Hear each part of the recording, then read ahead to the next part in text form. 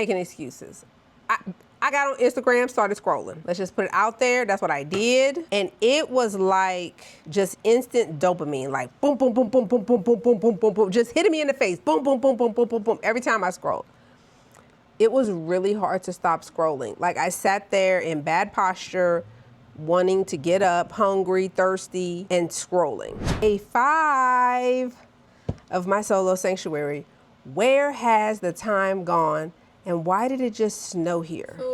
But it was like a really light snow. And now it's turning to rain. I finally figured out why all these blankets are here. Because it can get cold here. And if it was a lot of people, then okay, she needs to have, you know, like 7, 8, 9 blankets per room. I don't know, but I needed multiple blankets this morning.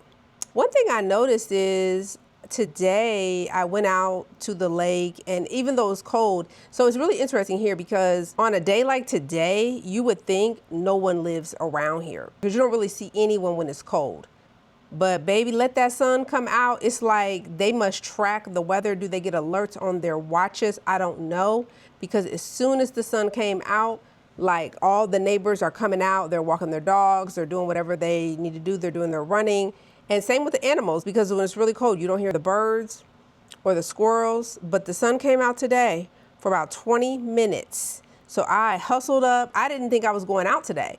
But when I saw all that activity going on, I was like, okay, this is my chance. I can go to the lake because it's like a 2-minute walk. The way the waves were just like crashing in and just taking over part of the areas where previously I was able to walk.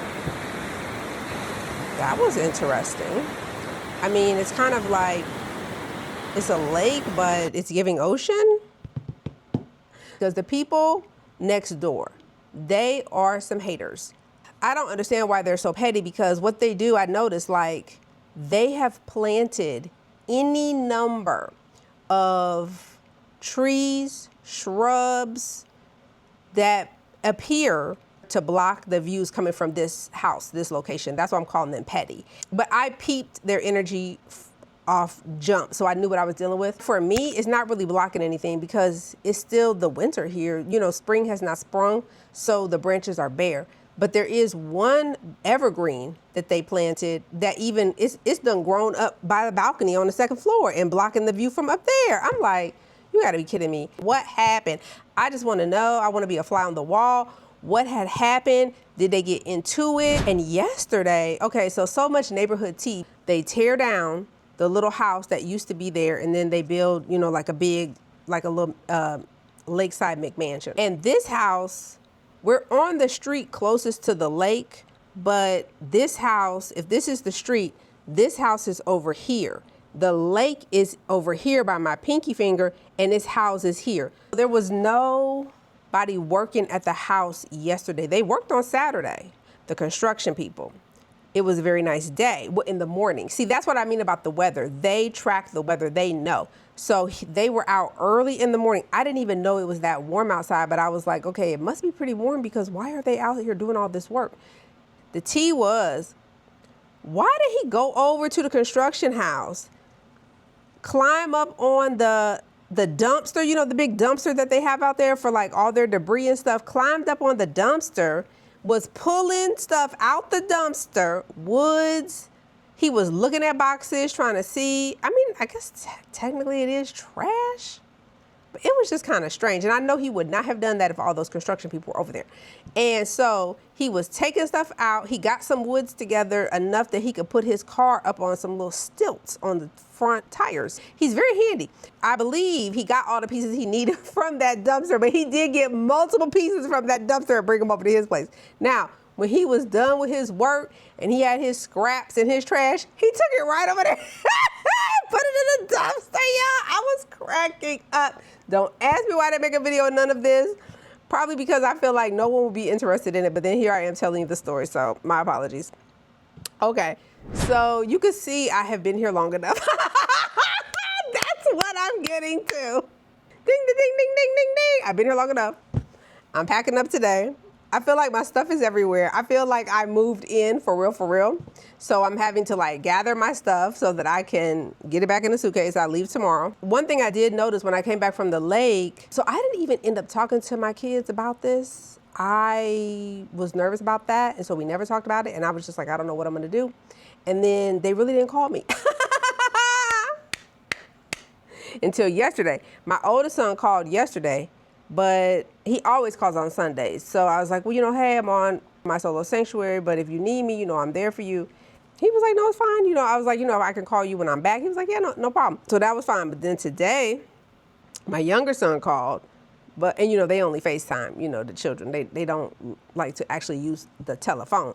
I believe they have my location, so I really felt like they knew. Or maybe they saw my social media, but it's like, come on, why are you scared to tell these boys? They know what I do, but I don't know. I just didn't want to have a conversation about it. And, we all joke and rib with one another. So like they do that and I do it with them. So that's fine.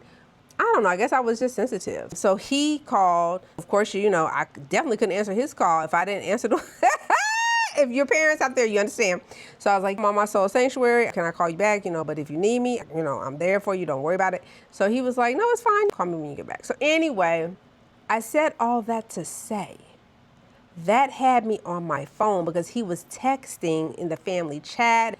I was on my phone texting back, etc. I'm making excuses. I got on Instagram, started scrolling. Let's just put it out there. That's what I did. And it was like just instant dopamine, like boom, boom, boom, boom, boom, boom, boom, boom, boom, boom, boom, just hitting me in the face. Boom, boom, boom, boom, boom, boom, boom, every time I scrolled. It was really hard to stop scrolling. Like I sat there in bad posture, wanting to get up, hungry, thirsty, and scrolling.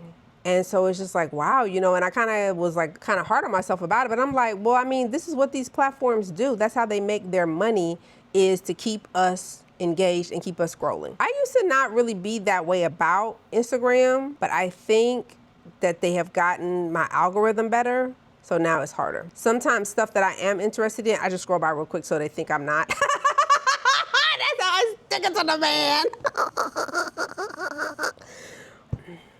So eventually I got up and I was like, well, I need to film this video. I need to do my evening routine. So I was like, I have to move on. I just noticed how hard it was. And I was really kind of just giving myself some grace because I'm like, this is how they make their money, by literally keeping our eyeballs glued to this little bitty screen. As a business owner, it's also how I attract clients, how I make money. I don't know. I'm just sitting with that. Like, how do I get more boundaries around it? Being without it for 4 days or whatever, it just made it so apparent how addicting it is, at least for me. Let me know if you can relate. What do you do?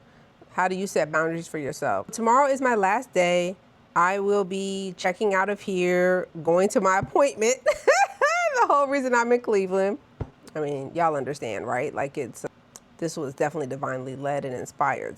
Thank you for being on this journey with me. I'll see you on the other side. Peace.